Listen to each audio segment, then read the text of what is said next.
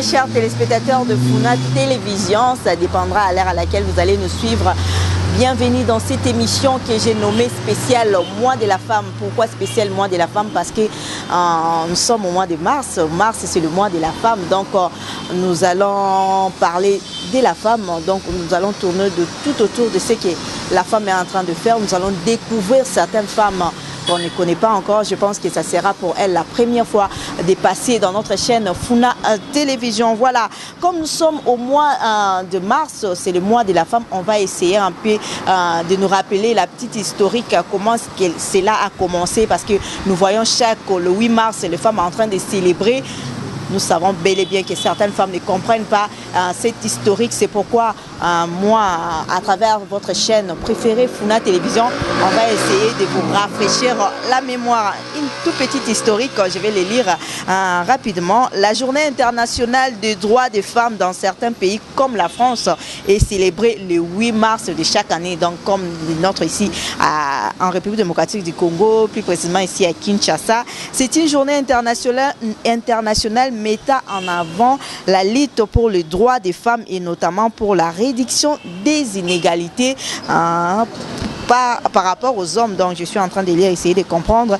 Il faut dire que cette journée a été officialisée par les Nations Unies en 1977 et trouve son origine dans la manifestation de femmes en début du XXe siècle en Europe et aux États-Unis. On a toujours entendu parler de cette histoire, la lutte de ces femmes qui ont combattu afin que moi et vous trouvons cette...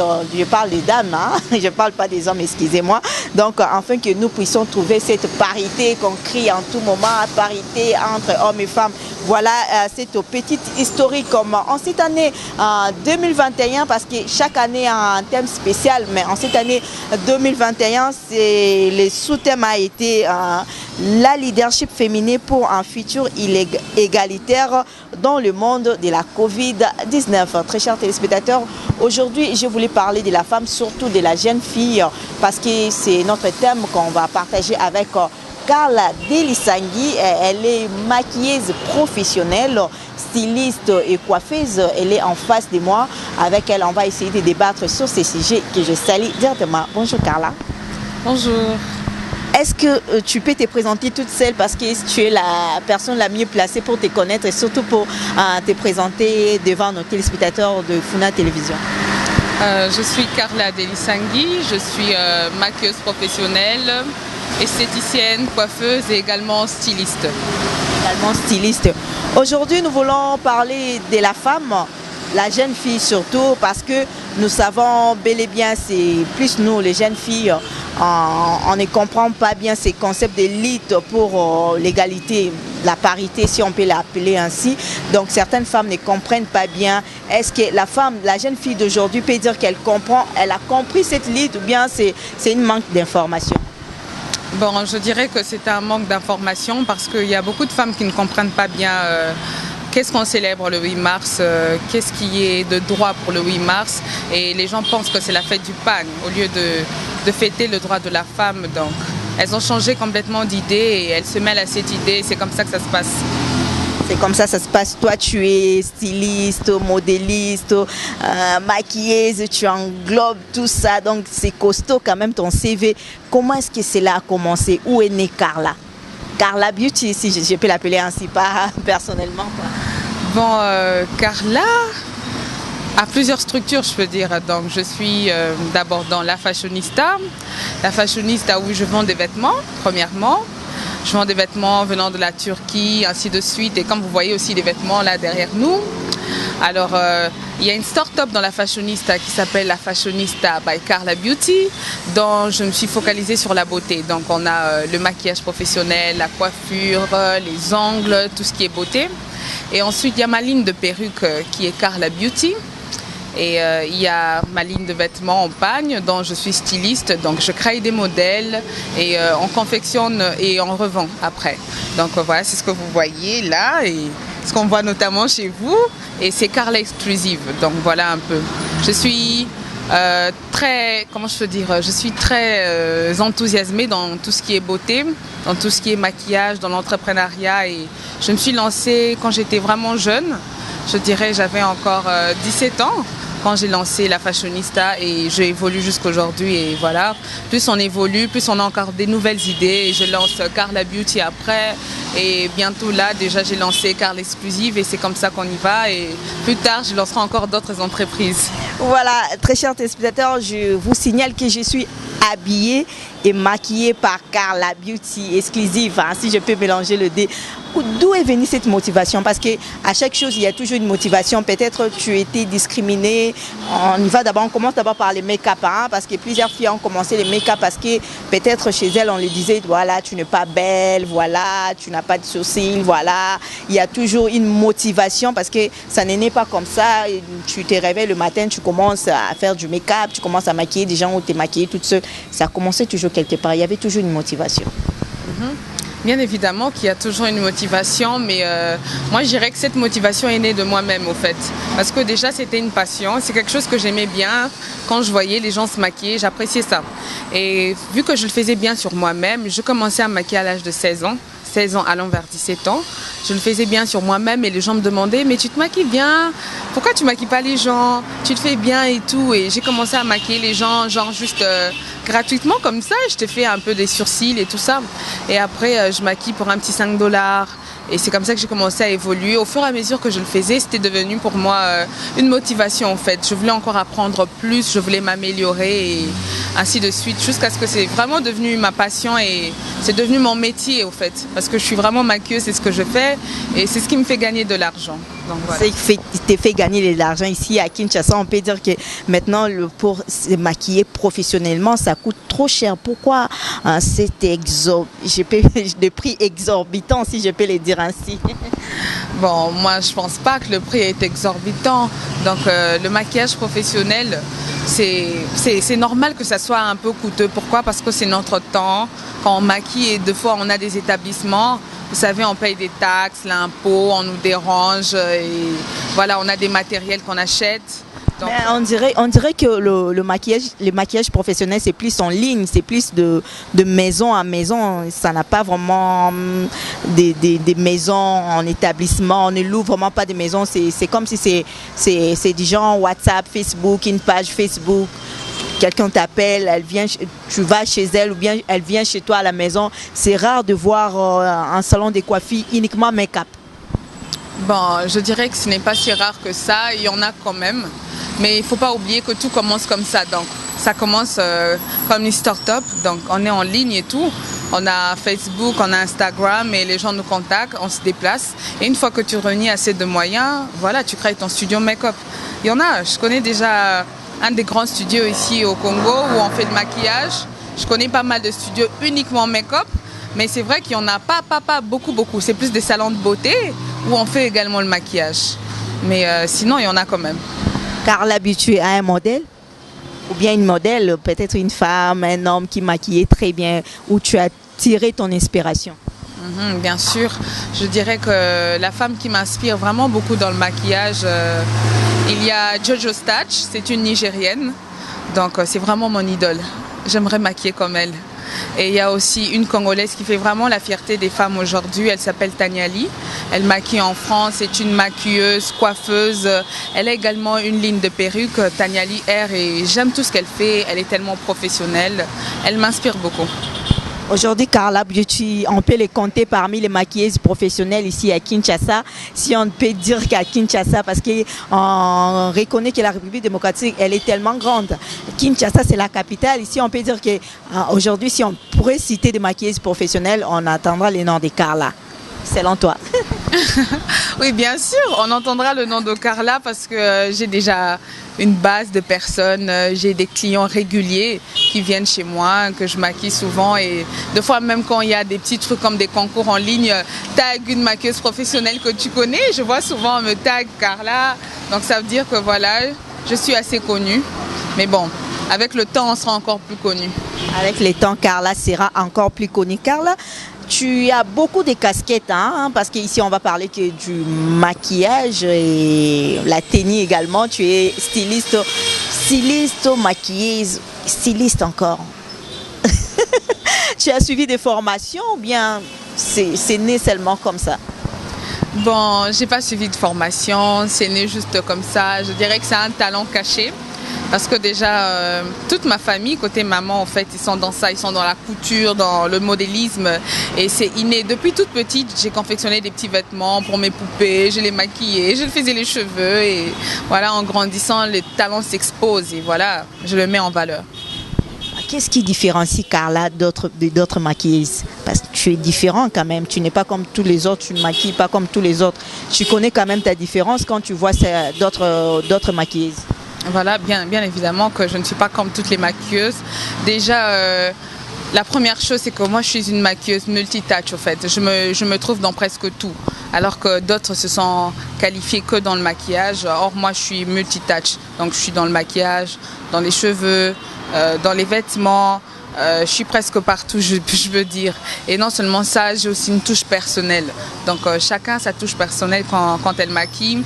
Vous allez voir que par exemple, il y a d'autres qui ont l'habitude de faire des maquillages un peu extravagants. Elles sont plus dans les maquillages de fiction, plus dans le maquillage de scène.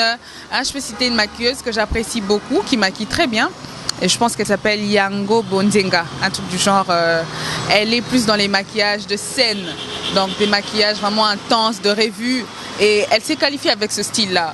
Voilà un peu ce qui fait la différence. Et d'autres sont spécialistes dans le maquillage marié. Donc elle maquille plus des mariés, elle s'est spécialisée dans ça et ainsi de suite. C'est ce qui fait en sorte que chacune ait une touche particulière. Et toi, ta touche, tu as dit, c'est le maquillage?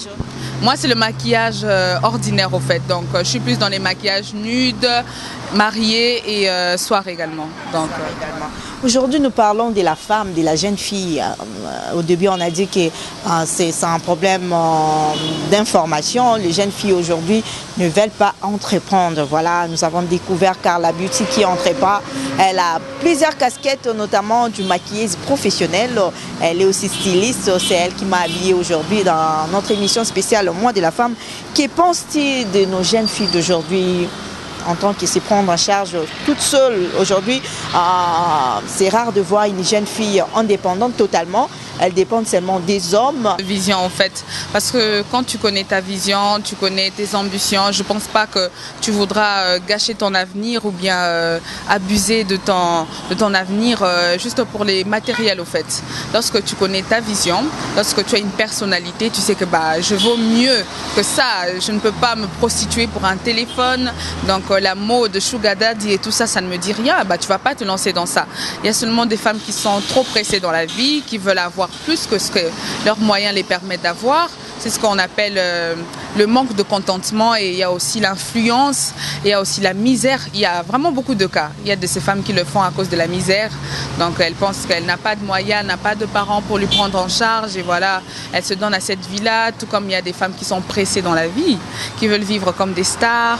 Elles suivent les femmes d'Instagram et voilà, elles se donnent dans cette vie-là.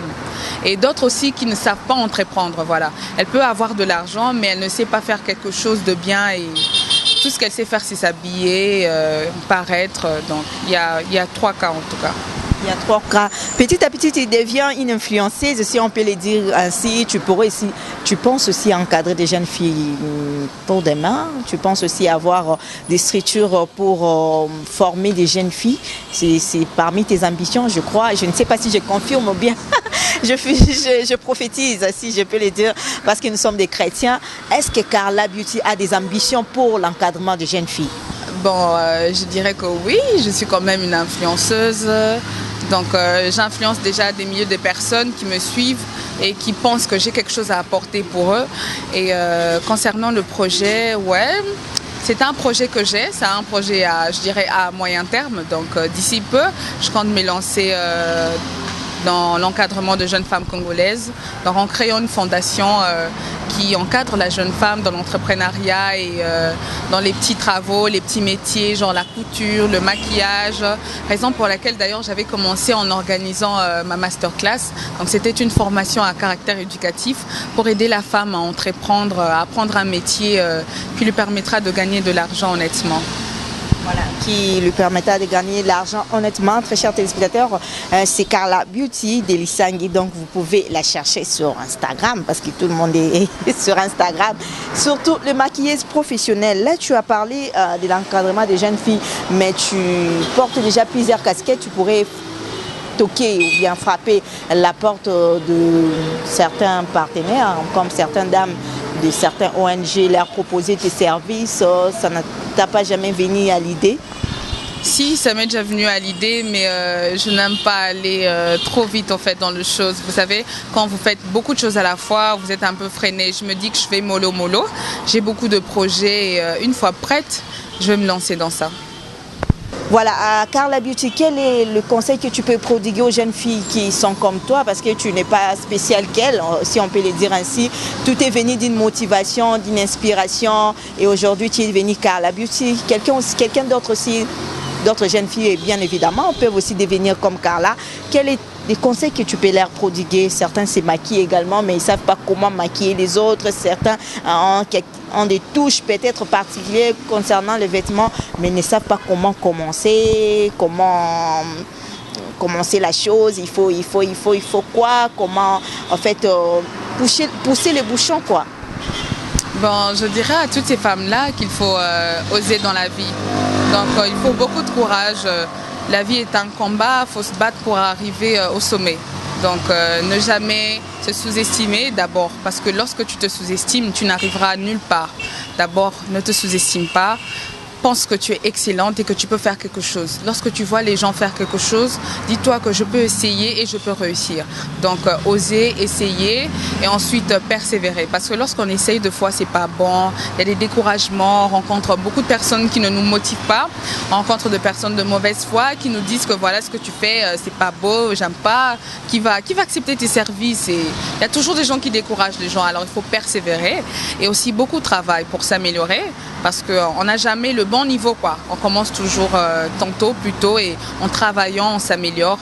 Et ensuite, beaucoup de prières et on va y arriver. Entre le stylisme et la coiffure ou encore le maquillage, si on demanderait à Carla d'en choisir un, qu'est-ce que tu choisirais? En tout cas, si je dois choisir, je dirais le maquillage. Pourquoi le maquillage? Parce que c'est vraiment ma grande passion. Et j'ai plus traîné dans le maquillage. Donc au début, c'était uniquement le maquillage. Et à force de faire le maquillage, voilà, les doigts en feu et tout, on se lance dans les cheveux, dans le stylisme. Donc c'est parmi mes plus grandes passions. Il y a le cinéma, il y a le maquillage. Le cinéma et le maquillage. Vous êtes artiste cinématographique? Bon, je ne suis pas artiste comme on peut le dire, mais j'ai l'art en moi. Donc aujourd'hui, si on recherche des actrices pour le cinéma, n'hésitez pas de me prendre. Hein. J'aime bien ça et je le fais bien. Vous avez déjà essayé un jour, on vous a déjà donné un rôle? Je dirais que j'ai fait des scénarios, j'ai fait des petites scénettes. Quand j'étais à l'école, j'en ai eu à faire à Bobocoli et au collège Boboto également. Des petites scènes que je faisais à l'école et c'était magnifique. Donc j'étais magnifique sur scène. Voilà, très chers téléspectateurs, nous arrivons déjà à la fin de cette émission qu'on a nommée spéciale Mois de la femme. C'était avec Carla Delisangui. Carla Delisangui, il y a quand même les gens qui nous ont suivis partout dans le monde. Et ceux qui veulent se maquiller, être belle comme Carla Beauty, qu'est-ce qu'ils peuvent faire? Elles peuvent, parce que ce sont les femmes, plus les femmes. Tu maquilles aussi les hommes? Oui, les hommes aussi, mais plus à des occasions, donc de tournage, des mariages, c'est là qu'on maquille les hommes. En fait, j'ai demandé cette question. Qu'est-ce que les gens peuvent faire pour atteindre Carla Beauty toute seule? Il dit que ouais, je veux que Carla me maquille, je vais rencontrer Carla pour le stylisme, pour les perruques. Qu'est-ce que je peux faire? Où pourrais-je aller? Ok, si vous voulez me rencontrer, commencez d'abord par me contacter. Je veux passer mon numéro. C'est le plus 243 90 31 77 579.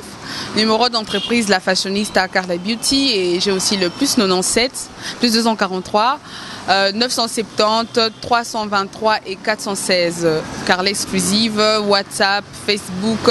Je suis là sur Instagram également, donc vous pouvez me rechercher La Fashionista, Carla Beauty and Carla Exclusive. Voilà.